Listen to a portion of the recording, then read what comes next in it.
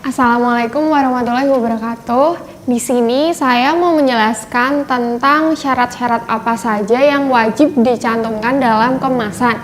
Sebagai contoh ini ya, untuk kemasan keripik sayur. Pertama itu harus ada nama produk. Dan yang kedua itu biasanya ini menjelaskan produk apa aja, detailnya seperti apa. Terus untuk berat bersih ini wajib juga dicantumkan, berat bersih. Lalu untuk bahan bakunya atau komposisinya seperti apa ini wajib dicantumkan. Selanjutnya nama dan alamat produsen dan juga best before-nya dan juga yang terakhir kode produksinya. Nah, ini untuk produk, contoh produk kemasan snack atau keripik sayur. Untuk selanjutnya, untuk contoh selanjutnya yaitu kemasan jamu di dalam kemasan box.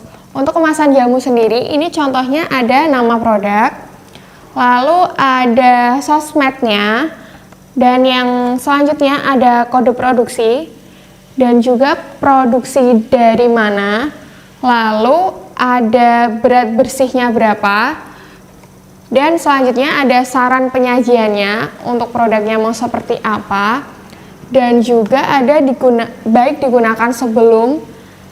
Lalu yang terakhir itu komposisi. Oh ya, ini juga ada halal MUI sama PIRT-nya juga ya, seperti ini. Nah, dari semua poin-poin yang sudah ada di contoh kemasan 2 ini, sebenarnya ada 8 poin yang wajib dicantumkan dalam kemasan sendiri. Yang pertama itu nama produk. Nah, untuk poin nama produk sendiri ini harus menggambarkan tentang produk sebenarnya itu seperti apa. Untuk contoh misalnya keripik singkong. Untuk keripik singkong sendiri biasanya diberikan nama keripik singkong enak. Nah, nggak boleh nih kita mencantumkan dengan nama keripik talas enak. Itu kan sama aja nggak menggambarkan produk di dalam kemasan tersebut. Untuk poin kedua yaitu komposisi atau bahan baku. Untuk komposisi sendiri adalah bahan-bahan baku apa saja yang digunakan untuk produksi produk di dalam kemasan tersebut. Misalnya contohnya keripik singkong tersebut. Nah, pasti bahan bakunya ini kan pasti singkong. Nah, untuk peletakan komposisi sendiri biasanya bahan baku yang paling banyak itu ada di urutan paling atas. Untuk poin ketiga yaitu berat bersih. Berat bersih sendiri adalah berat produk tanpa ditambah dengan berat kemasan. Misalnya seperti ini, misal 120 gram. Nah, untuk berat bersih sendiri kalau misal produknya berupa cairan biasanya disebutkan dalam satuan mililiter atau liter. Untuk produknya berupa makanan padat biasanya disebutkan dalam satuan gram atau kilogram. Untuk poin nomor 4 adalah nama atau alamat produsen. Biasanya untuk nama atau alamat produsen sendiri tidak harus lengkap mencantumkan RT, RW, desa, dan lain-lain. Biasanya contohnya diproduksi oleh PT Abadi Nusa Jakarta Indonesia. Nah, itu aja udah cukup sih. Untuk poin selanjutnya yaitu waktu kadaluarsa. Untuk kadaluarsa sendiri adalah patokan di mana waktu produk Anda, produk kalian itu sudah tidak layak untuk digunakan.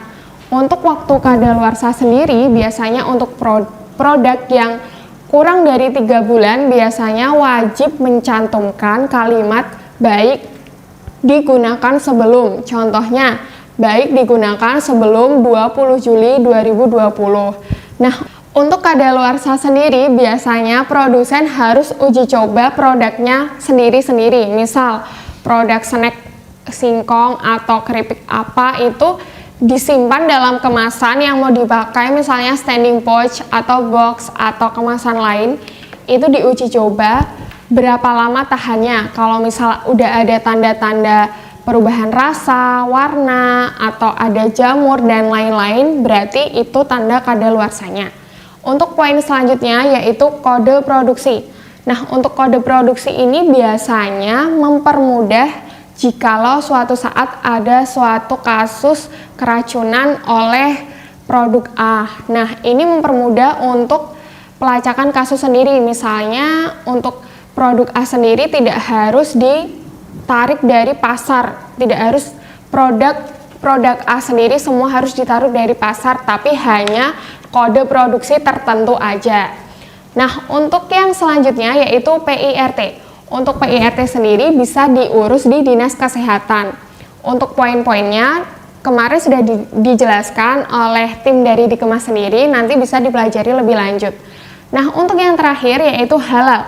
Untuk halal sendiri biasa diurus di BPOM atau MUI. Untuk contohnya seperti ini, halal MUI.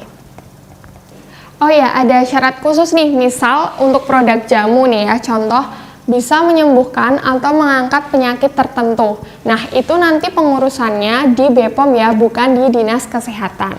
Sekian dari kami, jika ada pertanyaan yang masih kurang jelas bisa ditanyakan ke CS kami. Wassalamualaikum warahmatullahi wabarakatuh.